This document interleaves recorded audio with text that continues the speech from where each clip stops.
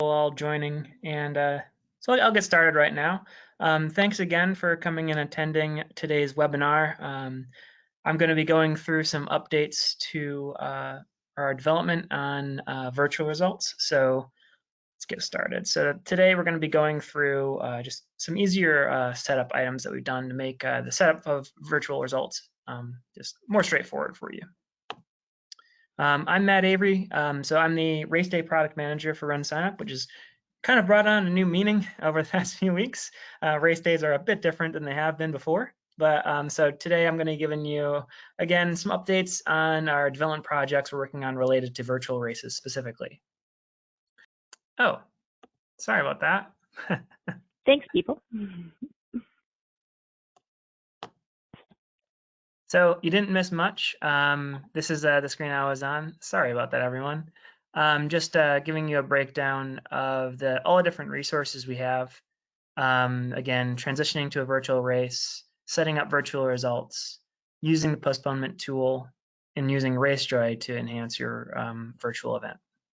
And then all this information will be emailed to you in a follow-up and can be found here at runsignup.com/coronavirus.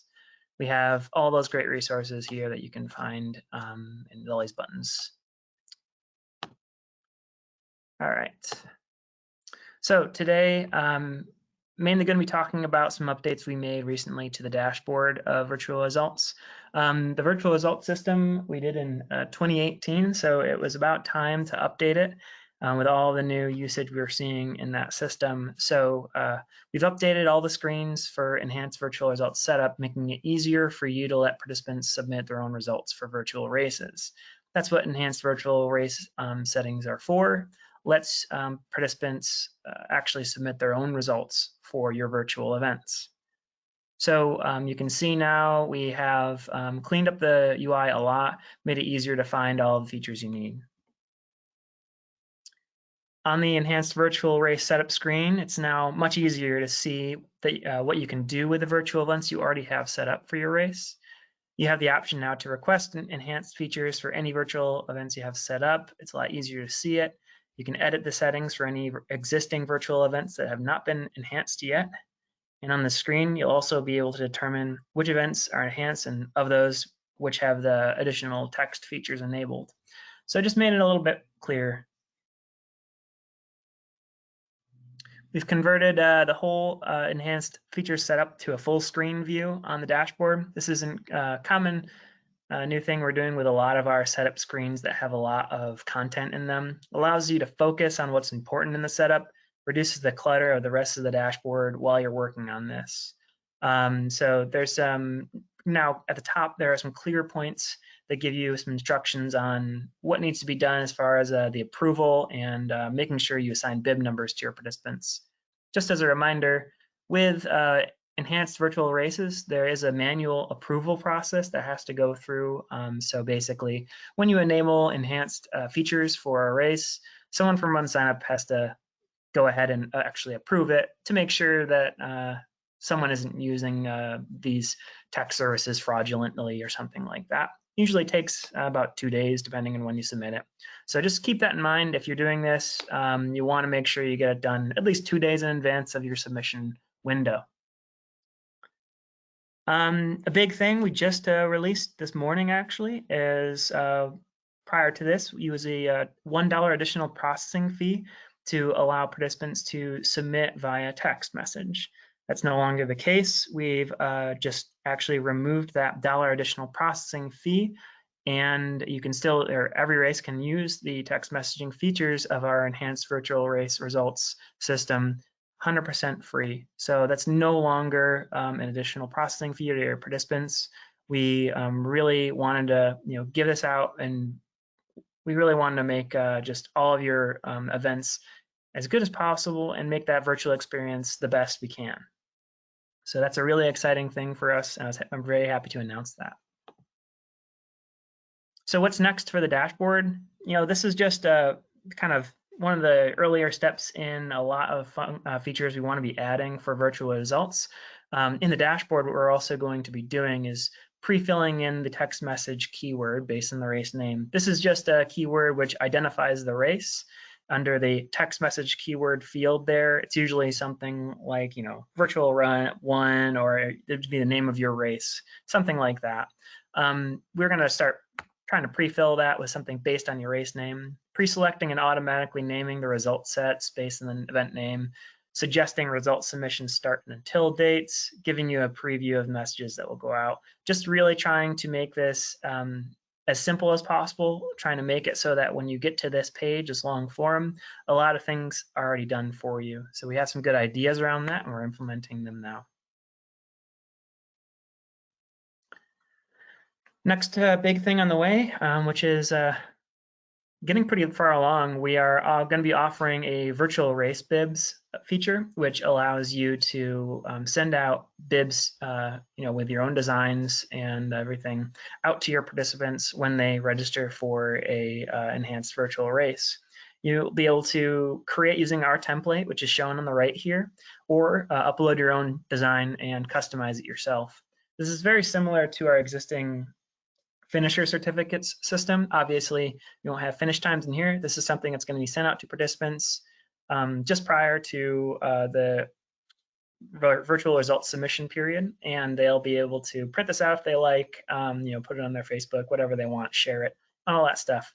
So we're really excited about this feature. Should be out sometime next week. We're open early.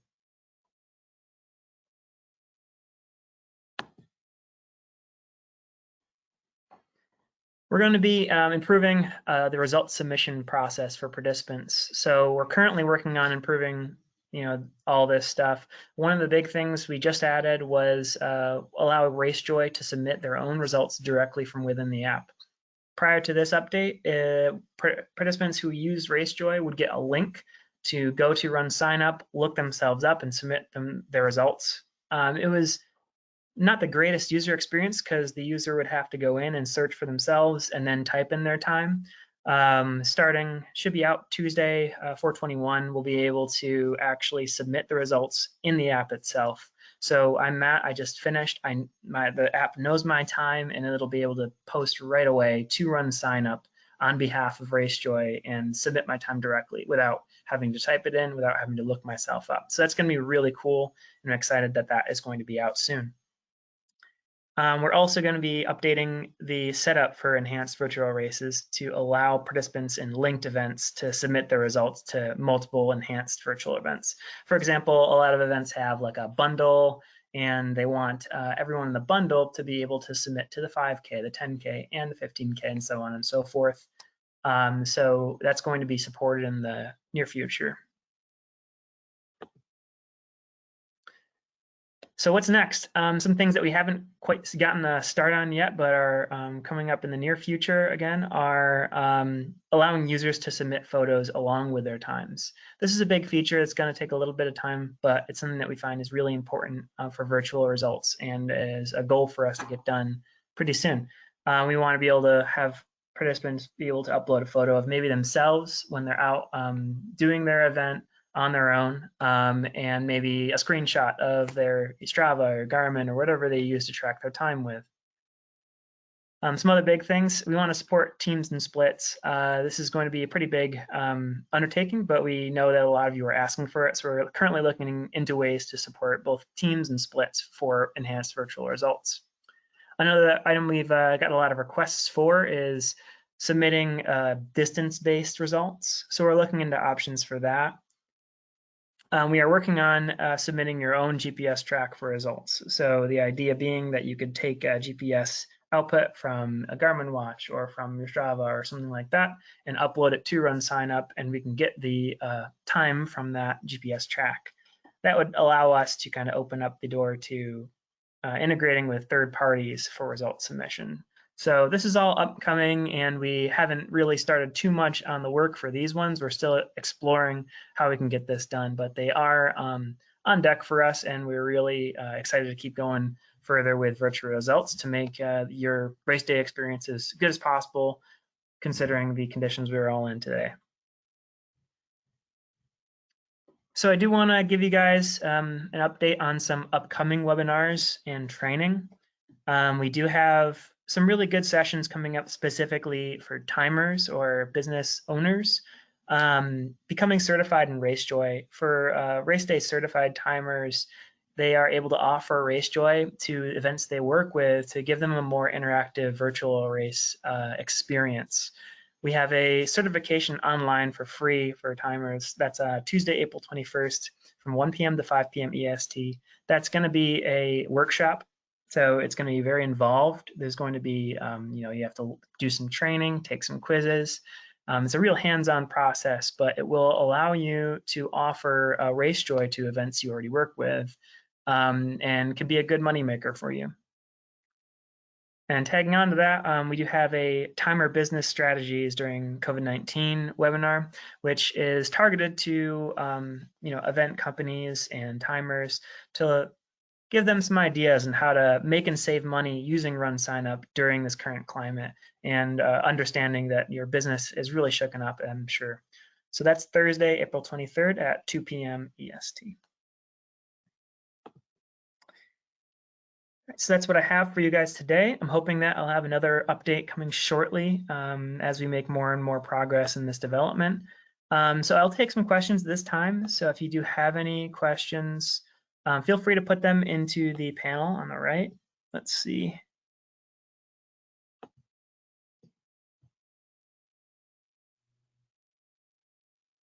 Share my screen. Yes, sorry about that. Jennifer's asking, where can participants submit results from? Strava, MapMyRun, Garmin, etc. So right now we are, our system works just on RunSignup. You can allow participants to submit results through a web form, or they can submit via text. So using the text system, it's pretty straightforward. They register, they get a message that says, hey, you can submit your results here. And they just respond to the message with their time and their bib number, and it will automatically put the results into the results page for you. So we don't currently integrate with other third parties like Strava or MapMyRun.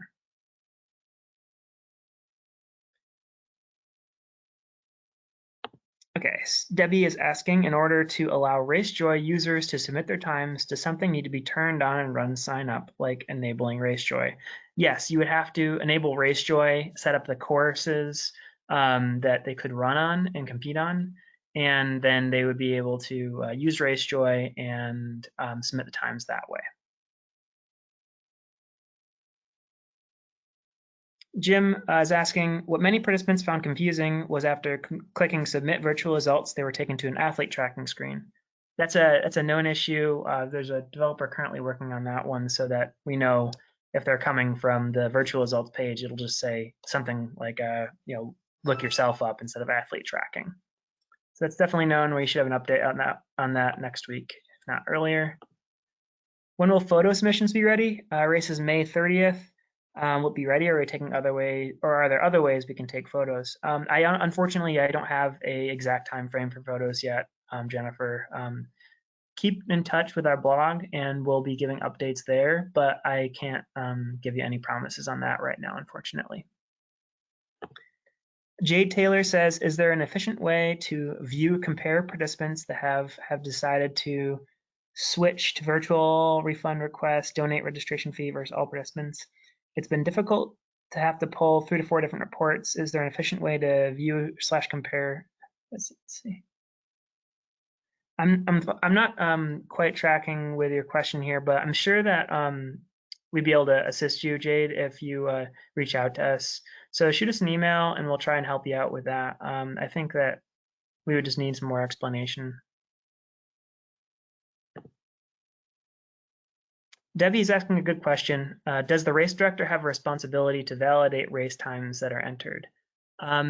There's two parts of this. When you set up enhanced virtual races, you can set up a minimum and maximum accepted time frame. So you could say, no one is running a 5K faster than 13 minutes, or slower than, let's say, 5 hours.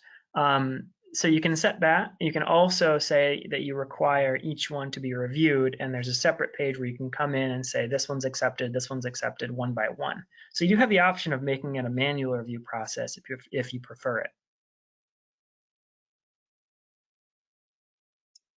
All right, Brendan's asking, Is it possible within the results submissions to let race directors add custom questions? For example, did you set a personal record and so on and so forth? There's not a way to do that currently, but it is a good suggestion. Number 2, the automated emails. You said you were working on letting us know what the verbiage will say, but why can't these email templates look like emails you send out for races through your platform? That's basically what we're doing, Brendan. So we're currently working on making that look a lot nicer. It's just something that hasn't been able to get finished yet. So we're going to be making that look a lot easier so that you can just, as you're typing, see what the preview will look like our other, like our current email platform. Best way to enter virtual results manually. Chuck is asking, how do I manually add virtual results? So we were working on a fix. There's an issue with the way manual corrections are made to virtual results. So that's going to be resolved shortly if this is what you're talking about, Chuck. But what you're going to want to do is on the results view, you can actually click add times or edit times or delete times from that page. And you'll still want to continue to do that there. There's an issue right now with it adjusting incorrectly, but that should be resolved shortly.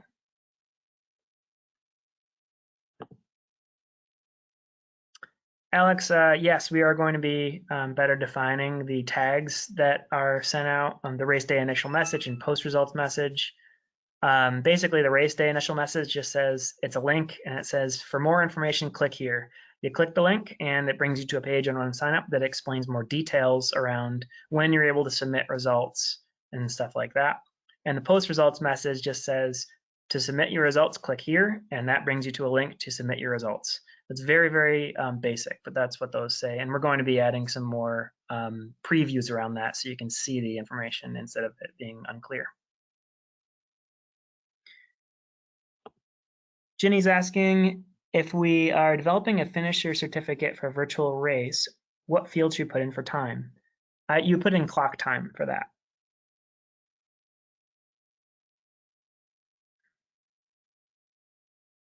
All right. Jody is asking, can we take our current registrants and switch them over to the virtual run? Also, is it the recommendation for RunSignup to move to virtual? You could do that, but I would recommend having them re-register so that each participant can choose whether they'd like to use the text system or just the email system.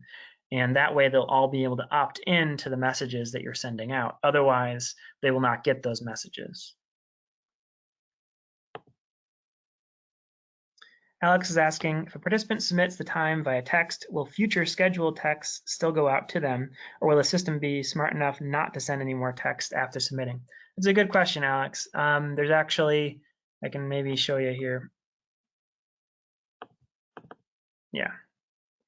So when you are setting up enhanced virtual race messages, for these messages down here, if you add in a date, there's separate messages for those who have not sent results and those who have sent results. So you could say, I want to send this text to people who have sent or not sent results at this time, and this different text to those who have sent results at this time. In the same way, we'll have two separate forms here for the email messages to those who have not sent results and to those who have sent results. That's for messages 3, 4, and 5. Messages 1 and 2 are like the greeting, introduction, here's the information on race day, where you can, or what times you can submit and everything like that. And here are the links.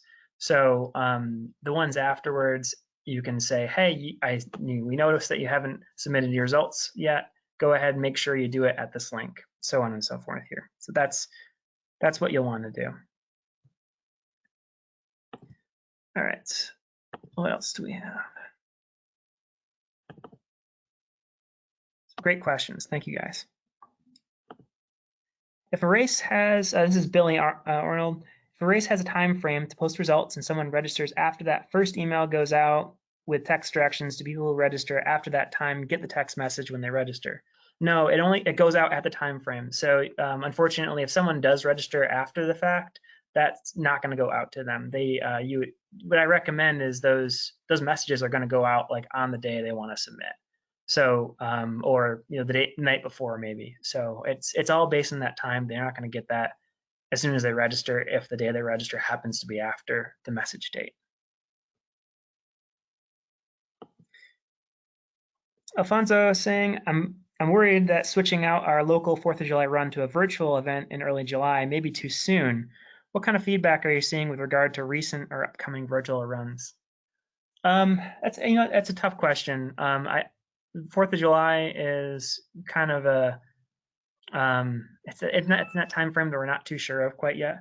But I do think that at least offering virtual runs right now is a good idea, even for ones in the future. And maybe you can convert that back over to a real run. But it's really hard for us to say. I'm not sure. Johanna may have some better insight into that. Do we know about like July races if people are converting them at this point? Yeah, it's pretty all over the map. I've seen some of the larger July races starting to postpone. I have seen fewer races past June deciding to do virtual, so you may have a little bit of time to decide. But like Matt said, you could also open up and say we're definitely doing a virtual option. You'll be able to transfer into the physical option if that becomes available, or something along those lines too. Or we may have a little bit more of an idea what's going to be happening in July by the end of the month, maybe next month. All right, so I think that's got all the questions for today. If you do have any more, feel free to email. Again, my email address is avery@runsignup.com. We're going to be getting more and more of this stuff coming out as we shift a lot of our development over to virtual results specifically. So we hope to have more of these updates more frequently. Thanks again for coming, and we'll see you next time. Bye.